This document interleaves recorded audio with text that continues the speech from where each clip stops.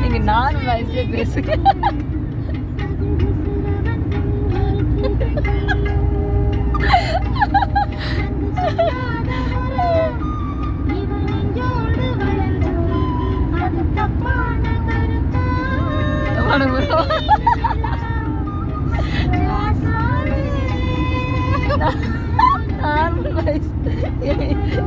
என்னாச்சு எங்க அம்மாவுக்கு என்னமா ஆயிட்டு நீங்க 4 வயசுல பாட்டு படிக்கமா ப்ளீஸ்மா ராகத்தோட படிக்கணுமா எனக்காக உங்க நார்மல் படிக்கிறேன்